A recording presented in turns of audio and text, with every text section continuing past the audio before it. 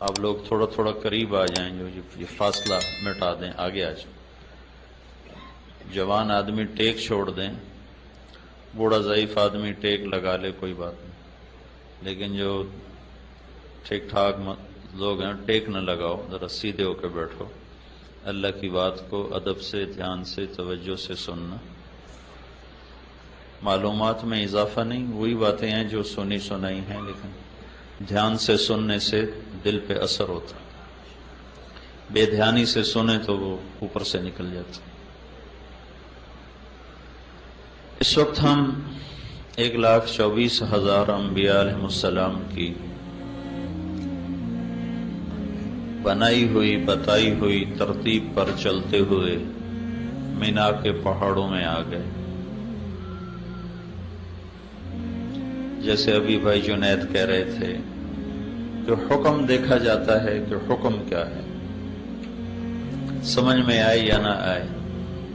کپڑے اتار کے 2 چادریں پہنو، حالانکہ اگر ہم اپنے لباس میں ہوں تو آسانی رہے۔ اب کسی کو تہمت باندھنے کا طریقہ نہیں آتا، کسی کو اوپر کی چادر سنبھالنا نہیں آتا، کبھی تہمت ڈھیلا ہو رہا، کبھی چادر گر رہی، کسی نے اس کو گانٹھیں دی ہوئی ہیں، کسی نے اس کو ویسے چپکایا ہوا ہے، تو کیا کہیں گے کہ بھائی اللہ کا امر ہے اور امر کو ویسے ہی پورا کیا جاتا ہے جیسے کہا جاتا ہے، اس میں اپنا اختیار نہیں ہے، اس میں اپنی تدبیر نہیں ہے۔ چھری بکرے کے سینے میں گھونپ دی جائے تو خون اس کا بھی نکل جائے گا، لیکن کوئی اس کے سینے تو اللہ نے صرف ہمیں نہیں سارے نبیوں کو یہاں پہنچایا۔ یہ تھوڑا آگے ہمارے مسجد خیف ہے، آج سے 14 صدی پہلے اسی وقت میں ہمارے نبی کا خیمہ بھی لگا ہوا تھا، اور 1 لاکھ کے قریب انسان آپ کے دائیں بائیں تھے۔ آپ کا خیمہ چمڑے کا تھا، سرخ چمڑے کا خیمہ آپ کے لیے لگایا گیا تھا، اور آپ کے دائیں طرف مکے کے لوگوں کو حکم دیا گیا خیمے لگاؤ، اور آپ کے بائیں طرف مدینے کے لوگوں کو حکم دیا گیا خیمے لگاؤ۔ آپ کے سیدھے ہاتھ مہاجرین کے خیمے تھے، اور آپ کے الٹے ہاتھ انصار کے خیمے تھے۔ ان پہاڑوں نے نبیوں کو دیکھا، صحابہ کو دیکھا، اللہ کے بڑے محبوب مقرب بندوں کو دیکھا، بندیوں کو دیکھا۔ ذرا سے شک پر جیلوں میں ڈال دیتے ہیں، قتل کر دیتے ہیں۔ تاریخ بھری پڑی ہے کہ وفاؤں بھری زندگی میں ذرا سا شک ہوا بادشاہوں کو سولیوں پہ لٹکاتے۔ تاریخ مسلمانوں کی بھی غیر مسلموں کی بھی تاریخ بھری پڑی۔ تو بادشاہوں کا دستور یہ ہے جس کو جو نافرمانی کرتا ہے اسے دھکا دے دیتے، اسے اپنے سے دور کر دیتے۔ اور ہمارا اپنا نظام بھی یہ ہے جو ہمارے مزاج پہ نہیں چلتا، سگا بھائی کیوں نہ ہو تو آنا جانا بند ہو جاتا، میل ملاقات بند ہو جاتی۔ آگے بچوں کو بھی کہہ دیا جاتا ہے اس کے گھر نہیں جانا۔ یہ ہمارے ماحول کی چیز ہے، میں کوئی نئی چیز نہیں بتا رہا ہوں۔ ایک واحد اللہ ہے جس نے سارا سال میری نافرمانیوں کو دیکھا، میرے گناہوں کو دیکھا، میری جرتوں کو دیکھا کہ میں نے اللہ کو کیسے کیسے للکارا، کیسے کیسے اندھیرے اجالے میں اپنی منہ کالے کیے، زبان گندی کی، آنکھوں کو گندا کیا، ہاتھوں کو گندا کیا، پاؤں کو غلط استعمال کیا، پیسے کو غلط استعمال کیا، روئیں روئیں کو داغدار کر دیا، تن ہم داغ داغ شد، گناہوں سے سارا تن داغ داغ ہوا۔ میں حیران ہوں پھر اللہ نے ہمیں کیوں بلا لیا؟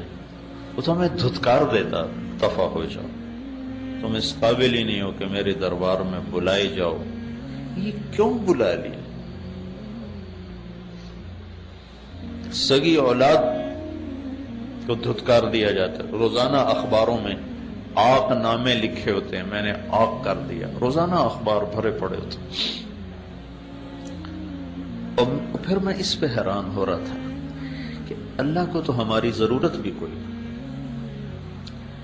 یہ مینا کی وادی میں ایک بھی حاجی نہ آئے تو اللہ کے دربار میں اللہ کی شاہی میں کوئی کمی تو نہیں آتی، اور جتنے موجود ہیں اس سے 10 گنا 1000 گنا ہو جائیں تو اللہ کی بادشاہی میں زیادتی کوئی نہیں ہوتی۔ اللہ کا حرم بھرا پڑا ہے طواف کرنے والوں سے، اس سے اللہ بڑا تو نہیں ہو گیا، اور ایک بھی طواف کرنے والا باقی نہ بچے تو اس سے اللہ چھوٹا تو نہیں ہو جاتا۔ انا اغنى الشركاء عن الشرك واللہ الغنی وانتم الفقراء، میرے بندو تمہارا رب بہت غنی ہے اور تم سارے فقیر ہو۔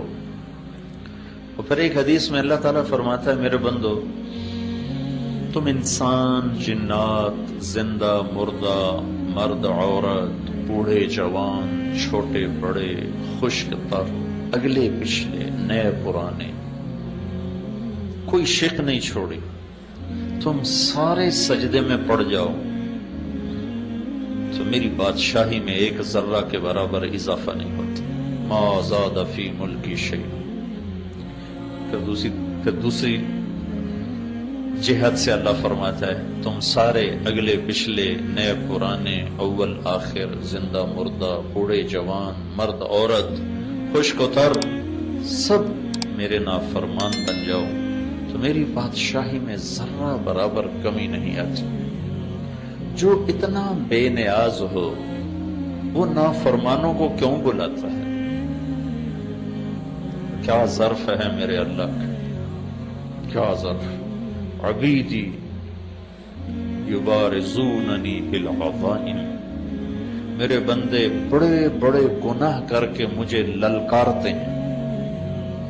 وَأَنَا أَكْلَهُمْ فِي مَضَاجِعِهِمْ كَأَنَّهُمْ لَمْ يَعْصُونِي، اور میں انہیں رات کو ایسی نیند سلاتا ہوں جیسے سارا دن انہوں نے میری کوئی نافرمانی کی ہی نہ ہو۔ تو بھائیو، سب سے پہلے تو ہم سب مرد عورت اللہ کا شکر ادا کریں۔ کہاں ہم اور کہاں یہ نکہت گل، نسیم صبح تیری مہربانی، کہاں منا۔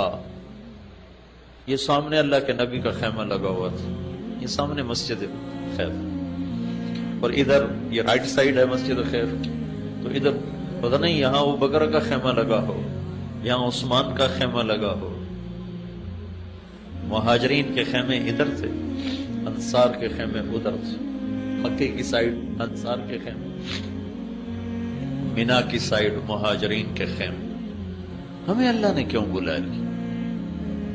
میں تو نس نس میں نافرمانی رچی ہوئی، تو ہم تو اس قابل نہ تھے کہ اس یہاں آتے۔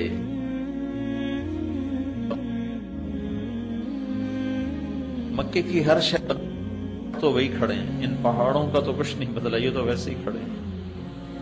انہوں نے تو 14 صدی کے ہر قافلے کو آتے دیکھا ہے، 14 صدی کے ہر آنے والے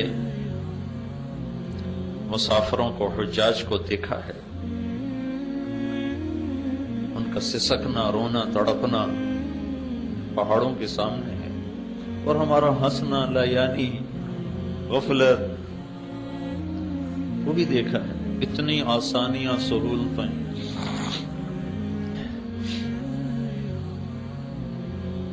تو بھائیو پہلا ہمیں اللہ کا شکر ادا کرنا چاہیے کہ اس نے ہمیں بلایا ہے۔ آدمی خود آ سکتا ہے، اپنی طاقت سے آ سکتا ہے۔ میں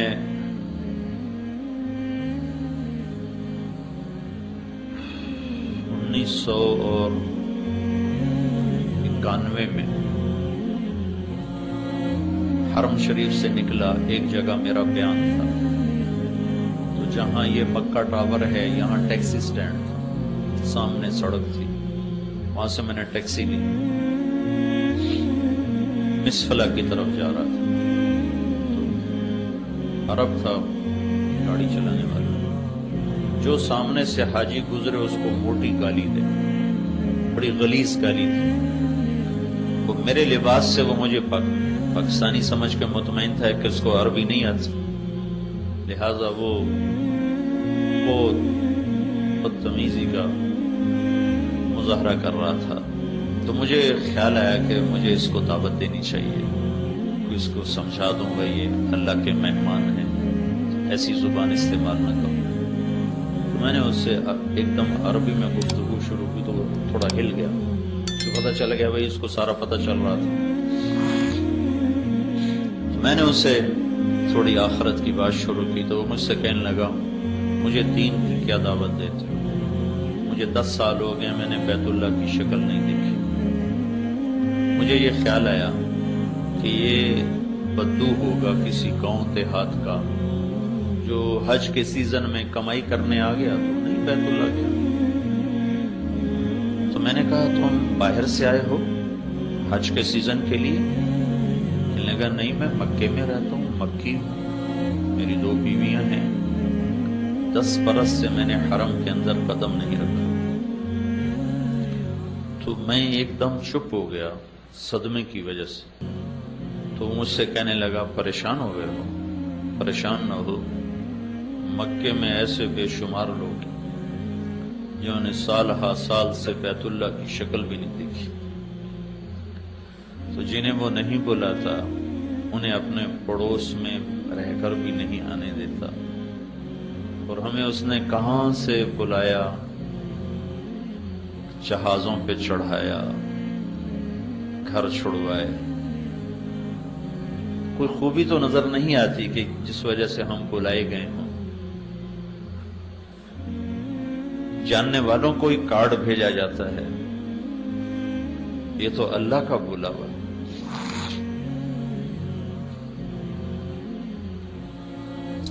تو بھائیوں بہنوں، ہم سب پہ شکر واجب ہے کہ یا اللہ تیرا شکر ہے تو نے ہمیں بلایا ہے. میں نے گزشتہ رات بھی بات کی تھی، اس کو پھر دہراتا ہوں، ضروری ہے. حج کا احرام باندھنے کے بعد اللہ 3 چیزوں کا مطالبہ کرتا ہے. فمن فرض فیہن الحج فلا رفث ولا فسوق ولا جدال فی الحج. میرے بندو، جب احرام باندھ لو تو اب یہ احرام کی پابندیاں اگرچہ ظاہری طور پر حج سے متعلق ہیں، لیکن 3 چیزوں کا مطالبہ موت تک تم سے کرتا ہوں. لا رفث، زبان کے غلط استعمال سے توبہ کر، مرتے دم تک اپنی زبان کو غلط استعمال نہ کرو. آپ نے حضرت معاذ بن جبل سے فرمایا معاذ تمہیں سارے دین کا خلاصہ بتاؤں. سارے دین کا خلاصہ کہ جی کیا ہے؟ تو مجھے دیکھیں آپ نے ایسے کیا، فزیکلی کر کے دکھایا. یہ نہیں فرمایا زبان پہ قابو پاؤ، یہ نہیں فرمایا. کیوں کیا؟ معاذ وہ شخص ہیں جن کے ہاتھ میں قیامت کے دن علماء کا جھنڈا ہوگا، تو ان کو ایسے سمجھایا جیسے بچے کو سمجھایا جاتا. ایسے کیوں کیا؟ کہ دین کا مشکل ترین کام ہے اس زبان پہ قابو پانا. تو معاذ کہنے لگے یا رسول اللہ زبان پہ پکڑ ہوگی؟ تو آپ نے فرمایا معاذ کیا کہتے ہیں، سب سے زیادہ جہنم میں دھکا دینے والی زبان. تو اللہ کا ہم سے مطالبہ ہے جب تم اس پاک وادی میں آئے ہو تب اس زبان کی وَإِذَا تَصَابَتْ أُمَّتِي سَقَطَتْ مِنْ عَيْنِ اللَّهِ، جب میری امت گالیاں نکالنا شروع کرے گی تو اللہ کی نظروں سے گر جائے. ہمارے چھوٹے چھوٹے بچے گالیاں نکالتے.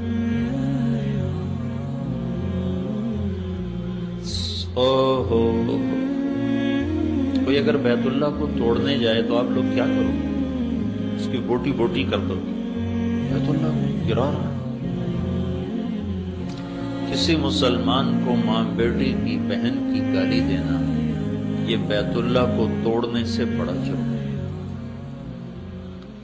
کہ بیت اللہ پتھروں کی عمارت ہے، اور مسلمان کا دل ایمان سے بھرا ہوا ہے جس میں اللہ ہے۔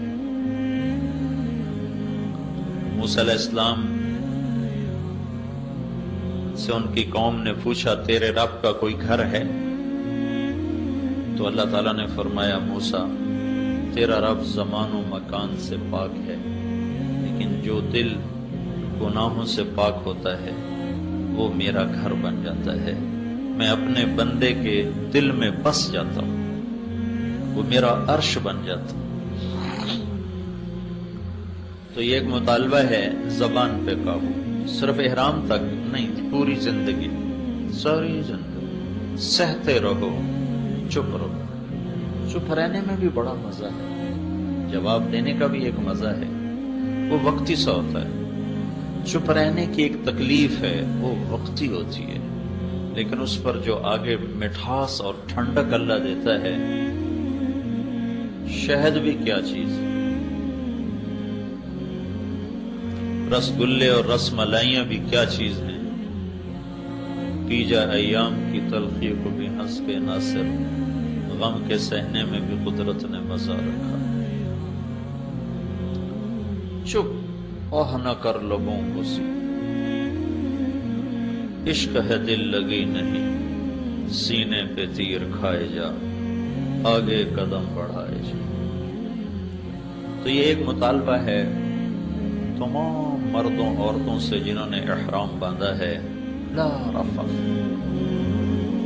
تالا لگا،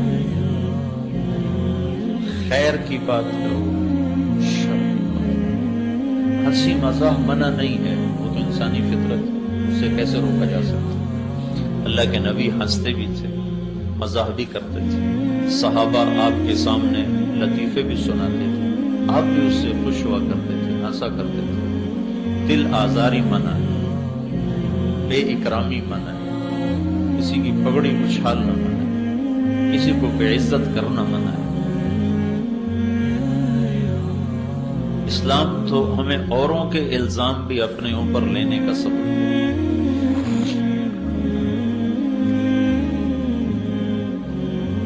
زبان پہ قابو، لا رفث۔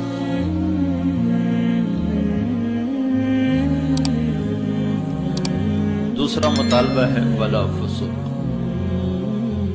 ولا فسوق۔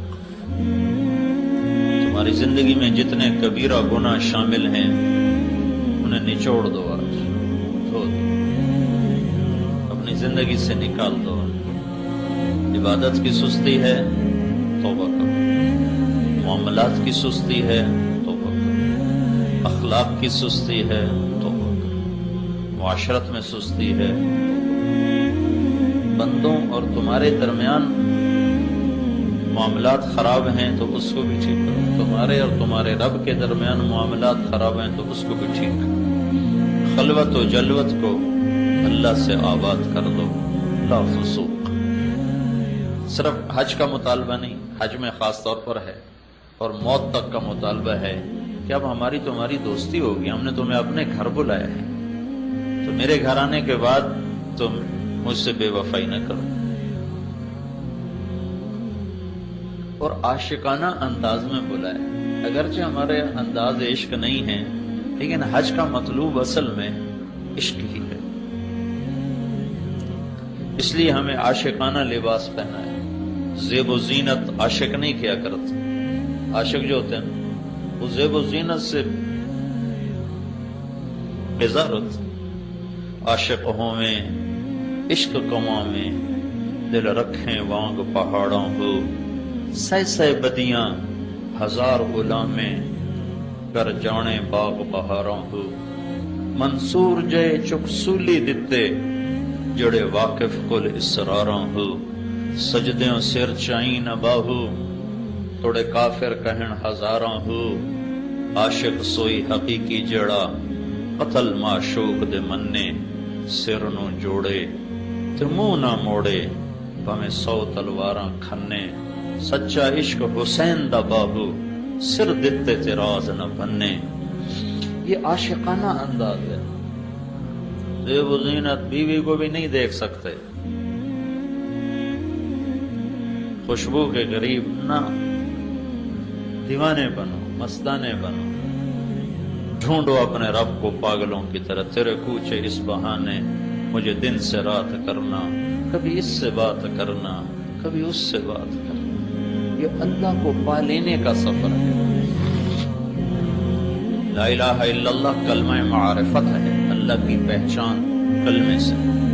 نماز اس کلمے کو تعلق سے بدلتی ہے، زکوٰۃ اس تعلق کو محبت سے بدلتی ہے، روزہ اس محبت کو عشق سے بدلتا ہے، اور حج پھر عاشق کا سفر ہے معشوق کو ڈھونڈنے کا اور پا لینے کا۔ اس لیے طواف ہے، پھیرے لگ رہے ہیں، پھیرے لگ رہے ہیں۔ کپڑے اترے ہوئے ہیں، کہتا ہے لاہور کراچی کی مسجد میں جاؤ تو اچھے کپڑے پہنو، خذوا زینتکم عند کل مسجد، اچھے کپڑے پہنو، بدبودار نہ ہو، صاف ستھرے ہو کر جاؤ۔ اور جب ادھر بلاتا ہے تو اللہ کے نبی سے پوچھا گیا ای الحاج افضل، یا رسول اللہ سب سے اچھا حاجی کون ہے؟ الشیخ الطفل، جس کے سر میں مٹی پڑی ہوئی ہو، بال بکھرے ہوئے ہوں اور جوئیں اس کے سر سے گر رہی ہوں۔ جوں مارنے کا بھی حکم نہیں، اگر جوئیں پڑ جائیں تو جوئیں مارنے کا حکم نہیں۔ اب ہمارا احرام تو ہوتا ہے 2 دن کا، وہ جو لوگ احرام باندھتے تھے اور پھر پیدل چل کے آتے تھے تو 2 ہفتے کا احرام ہوتا تھا، بڑے بڑے بال ہوتے تھے، مٹی گرد و غبار، جوئیں جنم لیتی تھیں، تو مارنا نہیں ہے، بارش برداشت کرو۔ شیخ الطفل جو بالکل دیوانہ ہو، مستانہ ہو، مجنونانہ ہو، وہ سب سے بہترین حاجی۔ کیوں؟ کہ اس میں عاشقی کا رنگ زیادہ ہے، اس میں دیوانگی کا رنگ زیادہ ہے۔ ایک لڑکی بیت اللہ کا طواف کر رہی تھی، وہ کہہ رہی تھی ابا الحب ان یخفى فکم قد کتمتہ فاصبح عندی قد اناق وطنبا۔ محبت سے بہت اپنے آپ کو بچایا اور محبت نے خیمے گاڑ ہی دیے، تو دل پہ قبضہ جما ہی لیا، اور مجھے کسی کا دیوانہ بنا ہی دیا، نہ مجھے اپنا چھوڑا نہ کسی اور کا چھوڑا۔ تو جنید بغدادی رحمت اللہ علیہ 7 طواف کر رہے تھے، انہیں جب یہ شعر سنے تو انہوں نے کہا لڑکی تو بہت بے ادب ہے، بیت اللہ میں ایسے شعر پڑھتی ہے۔ تو اس نے پھر شعر پڑھا لولا التقى لم اهجر عن طيب الوصل۔ جنید غلط نہ سمجھ میری بات کو، رات کے اندھیروں میں اللہ کے گھر کے طواف عشق ہی کرواتا ہے، تجھے اتنا بھی نہیں پتا میں کس کے عشق میں کہہ رہی ہوں۔ تو جنید رحمت اللہ علیہ ذرا ٹھٹ کے سنبھلے کہ یہ لڑکی تو کچھ اور ہے۔ پھر اس لڑکی نے کہا جنید کس کا طواف کر رہے ہو؟ تو انہوں نے فرمایا بیت اللہ کا۔ تو وہ ہنسنے لگی اور یوں آسمان کی طرف نگاہ اٹھائی اور کہنے لگی یا اللہ تیرے بھی بندے کیسے دیوانے ہیں، تجھے چھوڑ کر پتھروں کا طواف کرتے، تیری بجائے پتھروں کا طواف کرتے۔ تو جنید فرماتے ہیں میں غش کھا کے گر گیا اور پھر مجھے اندازہ ہوا کہ وہ کس مقام کی بچی تھی، میں اس کو غلط سمجھا تھا۔ تو حج کا سفر اصل تو اللہ کو ڈھونڈنے کا سفر۔ اب یہ حج ٹور والوں نے سہولتیں دینے کے چکر میں سارا حج لڑائی بنا دی، ہمیں یہ نہیں ملا، ہمیں وہ نہیں ملا، ہمیں یہ نہیں دیا گیا، ہمیں وہ نہیں دیا گیا۔ وہ اصل جو تصور تھا وہ ختم ہی ہو کے رہے۔ کھانا ایسا تھا، بس ایسی خراب تھی، جگہ اتنی تنگ تھی، ہوٹل اچھا نہیں تھا۔ تو جس رب نے بلایا تھا کہ آ تیرا میرا کچھ تعلق ہو جائے، وہ تو محوی ہو گیا، بلبل نہیں ہو گیا۔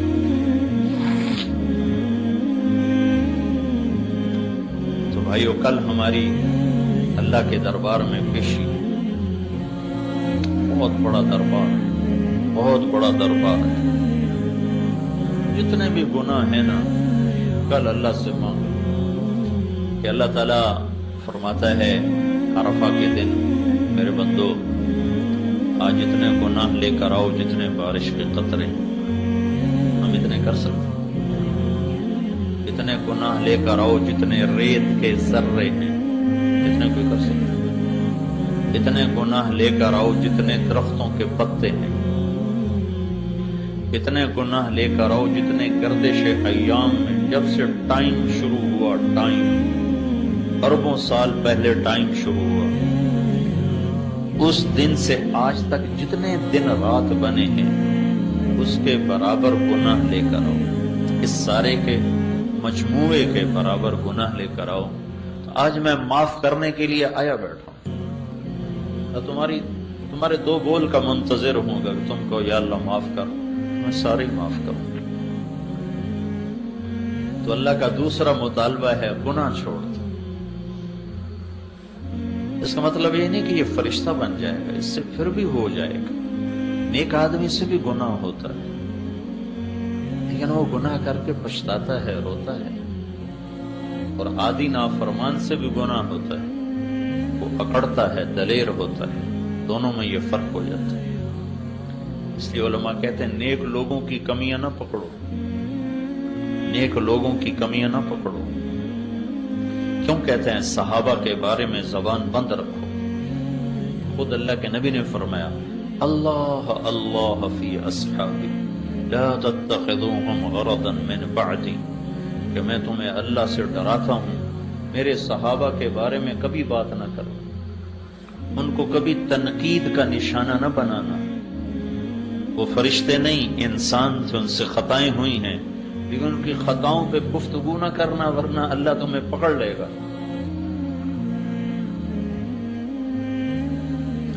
نیک لوگوں کی تو نیک لوگوں کی بات ہے، بدکار کی کمی کو دیکھ کر بھی اسے حقیر نہ سمجھو کہ پتہ نہیں کب توبہ کی توفیق نصیب ہو جائے، کب بخشا جائے۔ یہی جنید جمشید کو ایک دفعہ مجھے یاد نہیں میں کہاں بیٹھا تھا، تو سامنے ٹی وی چل رہا تھا، میں اس کو جانتا نہیں تھا، تو وہ ٹی وی پر یہ آ رہا تھا اور یہ ناچ رہا تھا، تو اس کے گرد لڑکیاں ناچ رہی تھیں، تو میرے دل میں ہے کہ اس کو تو ہدایت مل ہی نہیں سکتی، یہ میرے دل میں ہے کہ اس کو تو ہدایت مل ہی نہیں سکتی۔ اور اللہ تعالیٰ نے اسی سال میرا اس کا ٹاکرا کروا دیا۔ بدگمانی تو حرام ہے، اور کسی مسلمان کو اس کے گناہ کی وجہ سے حقیر سمجھنا حرام ہے۔ پتہ نہیں کب توبہ کرے، نہیں توبہ کرتا، پتہ نہیں کون سی بات اللہ پسند کر کے اس کی بخشش کر دے، تو میں پکڑا جاؤں کہ تو میرے بندے کو حقیر کیوں سمجھتا تھا۔ تو دوسرا مطالبہ ہے اللہ تعالیٰ کا، گناہ چھوڑو، ہو جائے گا توبہ کرو، جب ہو توبہ کرو، توبہ کی کوئی حد نہیں۔ اور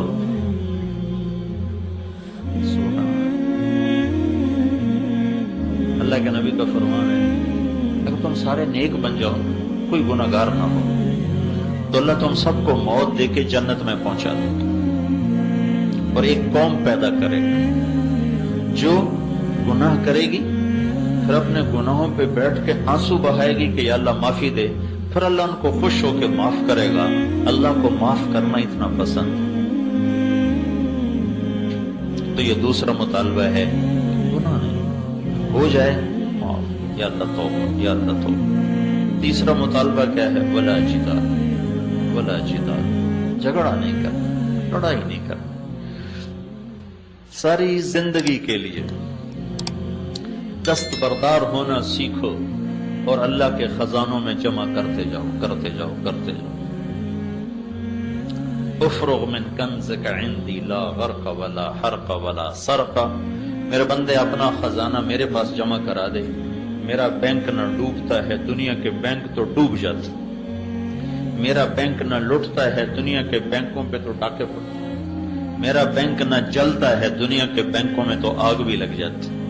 اوفی کہو احوج ما تکون الیہ، جس دن تو سب سے زیادہ محتاج ہوگا میں تیرا سرمایہ کروڑوں گنا زیادہ کر کے تجھے واپس کر دوں۔ جھگڑا نہیں کرنا ہے، لڑائی نہیں کرنا، سہ جانا ہے، پی جانا ہے، یہ 3 مطالبے ہیں اللہ کے۔ ایک خوشخبری ہے چپ رہ جانے والی کی، اپنا حق چھوڑ دینے والی کی۔ آپ نے مدینے والوں سے فرمایا میرے بعد تمہیں تمہارا حق نہیں ملے گا، تم کیا کرو؟ تو نے ایسے کہا یا رسول اللہ ہم تلوار اٹھائیں گے اور اپنا حق وصول کریں گے۔ تو آپ نے فرمایا میں تمہیں اس سے بہتر چیز بتاؤں؟ کہا جی کیا؟ کہا تم صبر کرنا اور حوض کوثر پہ آ کر مجھ سے ملاقات کر لینا، میں ساری کمیاں تمہیں اللہ سے پوری کروا کے دے دوں، سارے حق میں دلوا دوں۔ خوشخبری صرف مدینے والوں کے لیے نہیں ہے، ہر اس بندے بندی کے لیے ہے جو اللہ کی رضا کی خاطر جھگڑا چھوڑ دیتا ہے اور حق سے دستبردار ہو جاتا ہے۔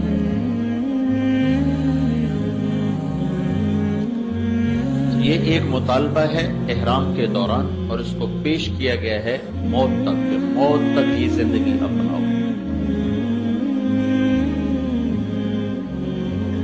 تو بھائی سارے ہم اس کی نیت کریں، نیت کر دیں سارے بھائی۔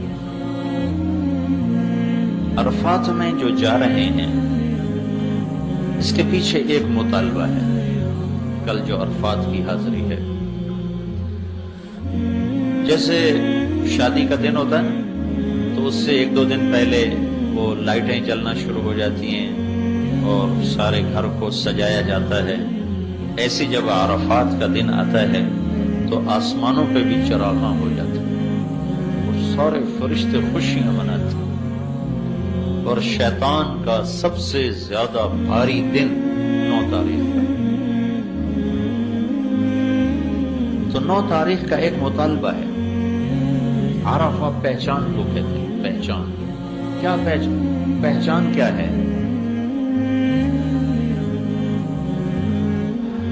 آدم علیہ السلام کو اللہ نے آسمان سے اتار کے سری لنکا پہنچایا اور حوا کو شام میں پہنچایا۔ جیسے مردوں میں یوسف علیہ السلام سب سے حسین ہے، عورتوں میں حوا اللہ نے سب سے حسین بنایا۔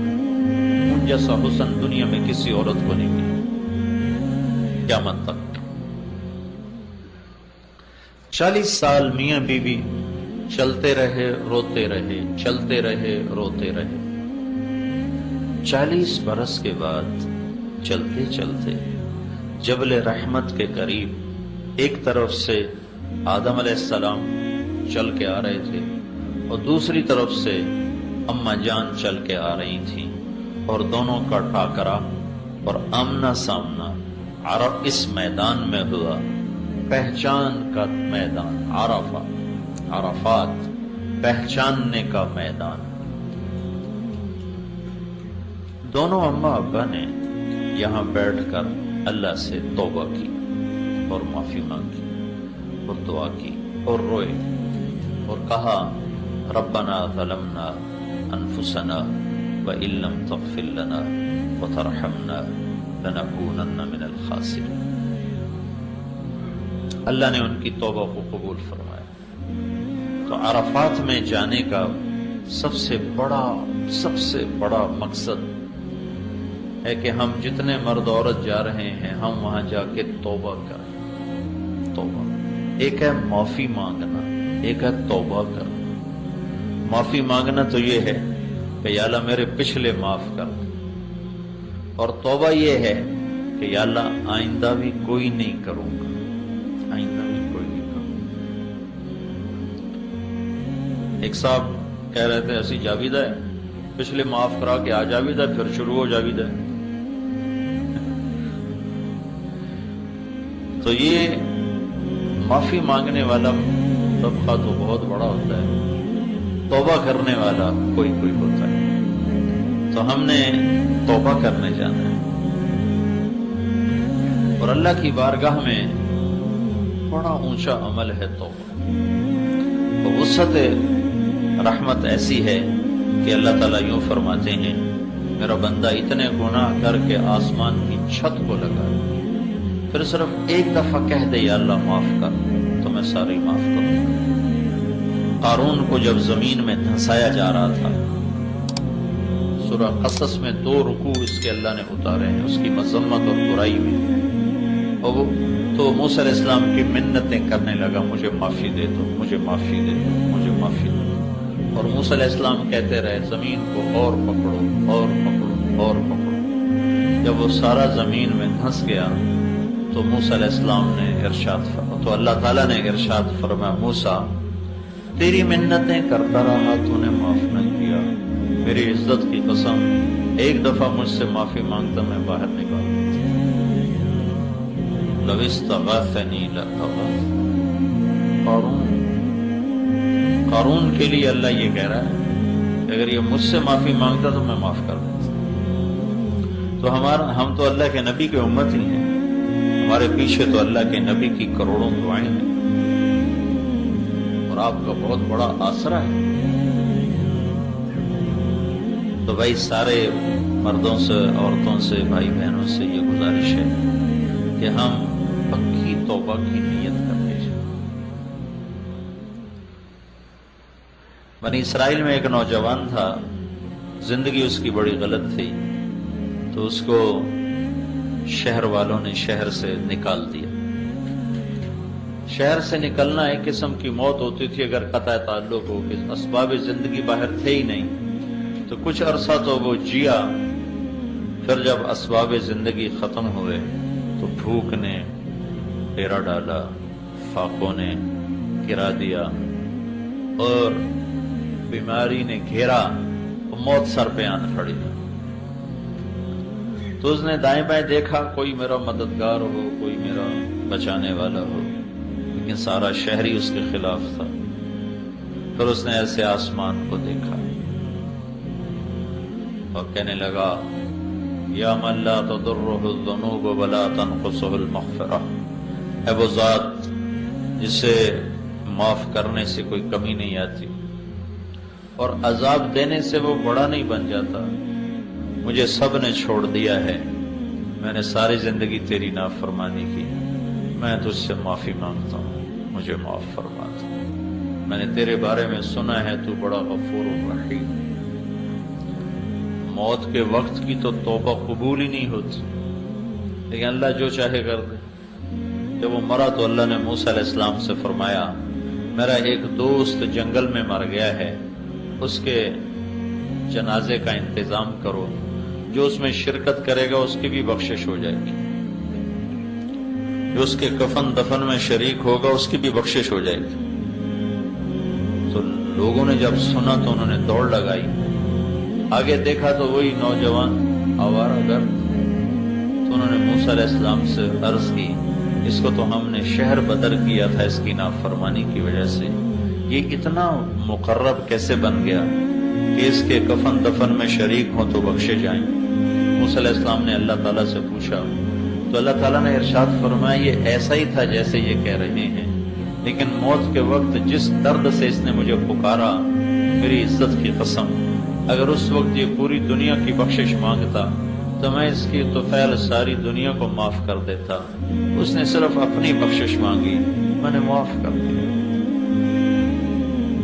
تو بھائی سب سے گزارش ہے کہ حج کی بہت بڑی چیز ہے اور حج کا بہت سر فہرست مطالبہ ہے کہ ہم عرفہ میں توبہ کے لیے جا رہے ہیں۔ تو سارا مجمع توبہ کی نیت کرے۔ توبہ کیا ہے؟ جو پچھلے گناہ کیے یا اللہ وہ معاف کر دے، جو آئندہ زندگی اس میں نہیں کروں گا، سب معاف ہوگا۔ ہاں کسی کا حق دبایا ہوا ہے، وہ گناہ معاف ہو گیا، حق معاف نہیں ہوا، وہ واپس کرنا ہوگا۔ اللہ کے نبی نے فرمایا کہ شہادت ہر گناہ دھو دیتی، لیکن اگر شہید بھی کسی کا حق مار کے مرا ہوگا تو اللہ اسے قیامت کے دن بولے شہید نبیوں کے بعد ان کے درجے ہیں شہید۔ اللہ تعالیٰ فرمائیں گے اس کا حق ادا کرو جو تو نے دبایا تھا۔ وہ کہے گا یا اللہ وہ تو لاہور میں تھا، کراچی میں تھا، پشاور میں تھا، پنڈی میں تھا، یہاں تو نہیں۔ تو اللہ تعالیٰ فرمائیں گے میں نے وہ منگوا لیا ہے، ادا کرو۔ کہا جی کدھر ہے؟ جاؤ فرشتوں سے اللہ کہے گا اس کو جہنم میں لے جاؤ۔ تو جہنم کے 7 حصے ہیں، جہنم حطمہ، لظہ، سعیر، سقر، جحیم، حاویہ۔ حاویہ منافقین کے لیے ہے، وہ حق حاویہ میں پڑا ہوگا۔ شہید جہنم کے سارے حصوں سے گزرتا ہوا حاویہ میں آئے گا اور اسے اٹھا کر اوپر جائے گا۔ جب کنارے پر آئے گا تو اللہ دھکا دے گا اور پھر نیچے گرے گا۔ یہ شہید کے ساتھ معاملہ ہے۔ تو عام آدمی اگر کسی کا حق مار کے مر گیا تو وہ کدھر جائے گا؟ کہاں سے نجات پائے گا؟ تو بھائیو، توبہ کرو، توبہ کرو۔ خاص طور پر لوگوں کے حقوق کے بارے میں بہت حساس معاملہ ہے آخرت کا۔ دوسری چیز اس مینا کی وادی سے متعلق ہے۔ یہاں جو ہم احرام باندھ کے بیٹھے ہوئے ہیں، کفن میں ہیں، یہاں ایک بہت بڑی داستان بکھری پڑی ہے مینا کی وادیوں میں، پہاڑوں میں، چوٹیوں پر۔ یہاں ابراہیم علیہ السلام اور اسماعیل علیہ السلام نے ایک داستان اپنے خون سے لکھی تھی، جو ہر آنے والے مرد عورت سے مطالبہ ہے کہ آج کے بعد اپنے جذبوں سے زندہ نہ رہو، ابراہیمی جذبوں سے زندہ رہو کہ یا اللہ تجھ پر ہر شے قربان، ہر شے تیری، تجھ پر قربان۔ یہ جذبہ اللہ مانگتا ہے، جذبات کی قربانی، احساسات کی قربانی اور اپنے مال و متاع کی قربانی۔ 84 سال عمر تھی ابراہیم علیہ السلام کی جب اللہ نے بیٹا دیا، 84 برس کی عمر۔ 60-65 سال گزر گئے، دعا مانگتے، یا اللہ بیٹا دے، یا اللہ بیٹا دے، یا اللہ بیٹا دے۔ اور فلسطین سرسبز زیتون، امرود، انگور کے باغات میں اللہ تعالیٰ نے رکھا ہوا ہے، بیٹا ملا۔ 2 ہفتے نہیں گزرے تھے کہ اللہ نے کہا نظروں سے دور کر دو۔ کہاں لے جاؤں یا اللہ؟ کہا جہاں ہم کہیں۔ کہ مجھے کیا پتا تو کہاں کہے گا؟ تو اللہ تعالیٰ نے فرمایا جبریل تمہاری راہبری کرے۔ تو جبریل انسانی شکل میں ایک اونٹ پر سوار ہو کر، اور سارا، ہاجرہ اور اسماعیل اور ابراہیم علیہ السلام یہ دوسرے اونٹ پر ساتھ چلے، اور جبریل آپ کو لے کر مکہ پہنچے۔ چاروں طرف کالے پہاڑ، جبل ابی قبیس، صفا، مروہ، جبل عمر، جو اب جبل عمر اس وقت کیا نام تھا۔ تو یہ چاروں پہاڑوں کے اندر بیت اللہ ایک ٹیلا تھا۔ جب یہاں پہنچے تو جبریل نے کہا یہاں اپنی بیوی اور بچے کو چھوڑ کے آؤ، واپس چلے جاؤ۔ تو ابراہیم علیہ السلام جیسی ہستی جنہوں نے آگ میں گرتے ہوئے اف نہ کی، جب یہ بات سنی تو ان کو ایک دم حیران ہو کر فرمایا یہاں کیسے چھوڑ دو؟ یہاں تو نہ پانی نہ سایہ۔ تو جبریل نے کہا آپ کے اللہ کی یہی منشا ہے، یہاں چھوڑ دو۔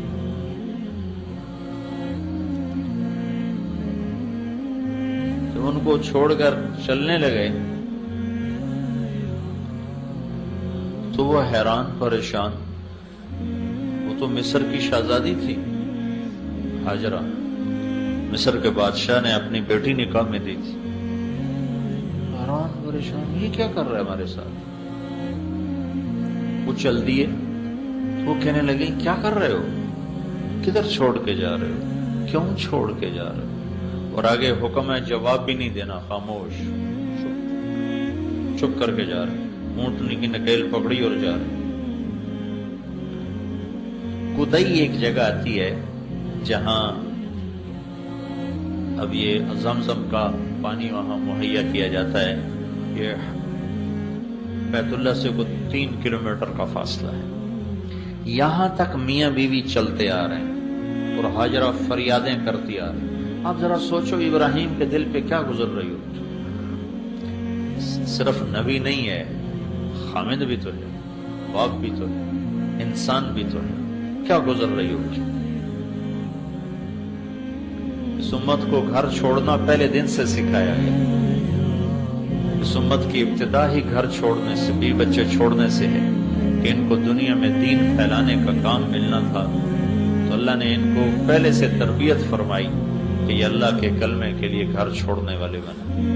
3 میل کے بعد ان کو خیال آیا یہ اللہ کا رسول ہے، کہیں اوپر سے کوئی حکم نہ آیا. تو پھر فرمانے لگی اللہ امر، کیا اللہ نے کہا ہے؟ تو ابراہیم علیہ السلام نے ایسے سر ہلایا، ایک دم ہاجرہ کے جذبات بدل گئے. وہ تن نے کہنے لگے اذن لن یضیعنا اللہ،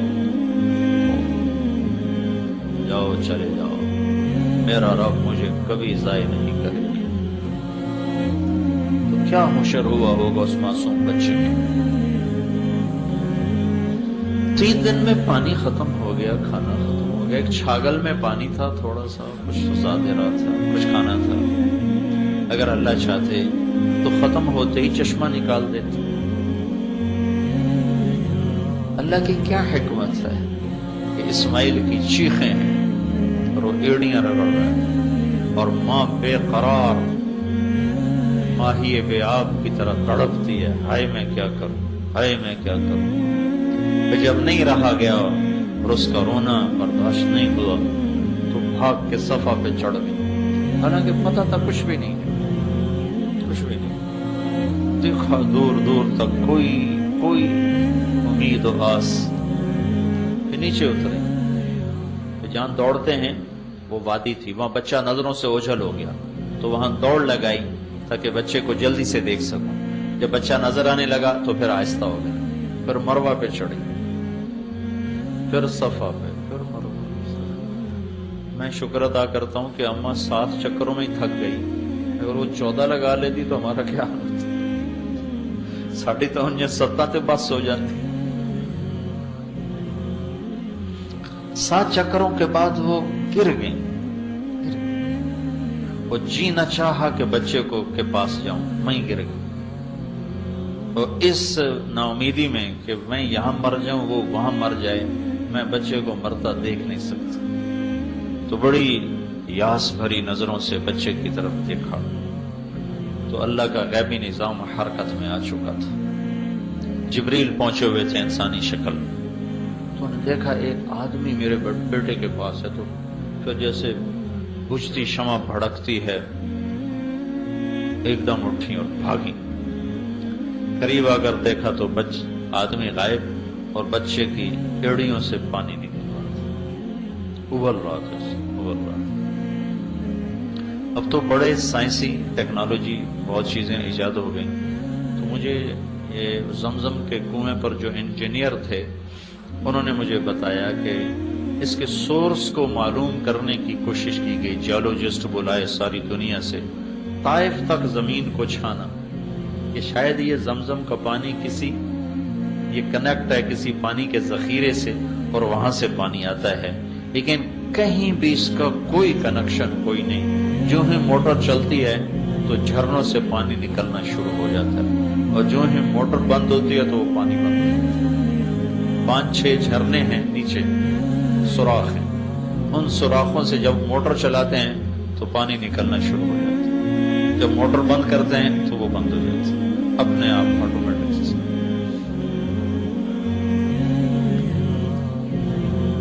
1 سال گزر گیا تو اللہ تعالیٰ نے ملنے کی اجازت دی. اب ملنے کی اجازت بھی سنو کیسی اجازت تھی. پورا سال جو حضرت ہاجرہ نے دن گنے، گھڑیاں گنی، کب آئے گا کب آئے گا. نہ ہی آتا تو اچھا تھا، آیا تو کس حال کا آیا کہ جب سواری کو بٹھایا اور ہاجرہ لپک کے گئیں اور اندر آنے کو عرض کیا تو فرمایا ہاجرہ اترنے کا حکم نہیں ہے، وہ بس سواری پر بیٹھے بیٹھے ملنا ہے، اترنے کا حکم.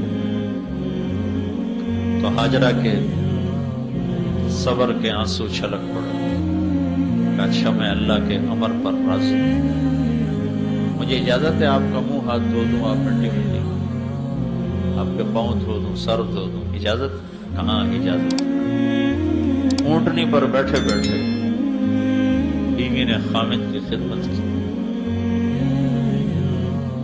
عورت کی سب سے بڑی متاع خامد ہوتا ہے، اور خامد ابراہیم جیسا ہو تو اس کی جدائی کیسی ہوگی.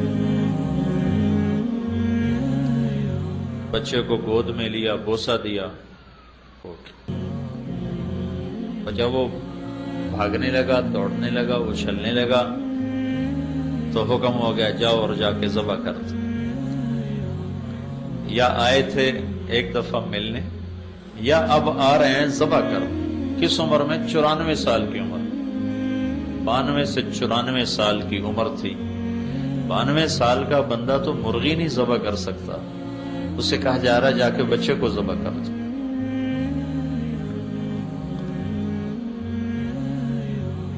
تو جب وہ یہاں پہنچے ہیں تو حجرہ سے کہا بچے کو تیار کر دو، میں اسے سیر کرانے جا رہا ہوں. تو اسماعیل بھی بڑے اچھل رہے کہ آج میرا ابا مجھے سیر کرانے لے جا رہا ہے، میں ابا کے ساتھ سیر کرنے جا رہا ہوں. وہ چھری انہوں نے چھپائی ہوئی ہے، لے کر نکلے ہیں تو پیچھے شیطان آ گیا حاجرہ کے پاس. تجھے خبر ہے کہاں لے کے گیا؟ سیر کرانے کا. نہیں، ذبح کرنے جا رہا ہے. تو انہوں نے فرمایا وہ اللہ کا نبی ہے، وہ ایسا نہیں کر سکتا. تو شیطان نے کہا اللہ نے تو کہا ہے کہ ذبح کرو. تو حاجرہ نے کہا پھر تو شیطان ہوگا جو اللہ کے حکم کو روکتا ہے، دفع ہو جا میری نظروں سے. تو ابراہیم علیہ السلام پتہ نہیں کہاں سے چلے، کس طرف سے مینا میں داخل ہوئے. پہلے شیطان کو جو ہم کنکری مارتے ہیں، یہاں شیطان اسماعیل کو نظر آئے اور ایسے اشارہ کیا، مجھے دیکھو ایسے اشارہ، ہاتھ کا اشارہ گردن پہ ایسے کیا، یہ تجھے ذبح کرے گا، یہ ایک اشارہ ہے. تو انہوں نے اپنے ابا کو بتایا کہ ایک آدمی مجھے ایسے ایسے کر رہا ہے. تو ابراہیم علیہ السلام نے اس کو 7 پتھر مارے تو وہ زمین میں پھنس گئے. آگے چلے تو تھوڑی دور گئے تو وہ پھر ظاہر ہو گیا. پھر اسماعیل کو ایسے ایسے کیا. پھر انہوں نے اپنے ابا کو بتایا تو انہوں نے پھر اس کو 7 پتھر مارے، پھر زمین میں پھنس گئے. پھر آگے چلے، تیسری جگہ وہ سامنے آئے. پھر انہوں نے کہا ابا مجھے ایسے کر رہا ہے. تو انہوں نے پھر پتھر مارے، پھر نہیں آئے. پھر وہاں سے یوں مڑے، دائیں طرف پہاڑ ہوتا تھا. چند سال پہلے تک وہ پہاڑ موجود تھا، اب انہوں نے ہٹا کے، اللہ ان کو جزائے خیر دے، آل سعود کی بڑی خدمات ہیں حجاج کرام کے لیے. تو انہوں نے اس پہاڑ کے ساتھ ایک وادی تھی، اس وادی میں اس کو گھاٹی تھی، اس میں بچے کو لے گئے. اور قرآن یوں کہتا ہے یا بنی انی ارا فی المنام انی اذبحک فانظر ماذا ترى. میرے بیٹے مجھے اشارہ مل چکا ہے تیرے ذبح کرنے کا، تو کیا کہتا؟ ذبح کرنے. کیا ماں تھی جس نے 7-8 برس کے بچے کی ایسی تربیت کی کہ وہ کہنے لگے یا ابا تفعل، ابا فوراً جلدی کرو. یا ابت ایک لفظ بتاتا ہے کہ اسماعیل پر ذرا خوف نہیں آیا. افعل کا لفظ بتاتا ہے کہ خوشی سے کہو ستجدنی انشاء اللہ من الصابرین. اپنا دعویٰ نہیں کیا. دیکھو تواضع، دیکھو معصوم بچے کی کیا انشاءاللہ کہا. انشاءاللہ، انشاءاللہ ابا آپ دیکھو گے میں صبر والا ہوں. انشاءاللہ اللہ کو بیچ میں شامل کیا. تو ابراہیم علیہ السلام کہنے لگے بیٹا تجھے خبر ہے میں کیا کہہ رہا ہوں؟ تو بہت خوش بول رہا ہے. تو فرمایا مجھے خبر ہے آپ جو کچھ کہہ رہے ہیں، سودا بڑا سستا ہے، آپ کے بدلے میں اللہ مل جائے گا، اللہ آپ سے بہتر ہے. دنیا کے بدلے میں جنت مل جائے گی، جنت دنیا سے بہتر ہے. پھر بچے کا ذہن ماں کی طرف چلا گیا. تو اسماعیل فرمانے لگے ہاں مجھے اپنی ماں کا خیال آ رہا ہے، اسے بہت دکھ ہوگا میرے مرنے کا.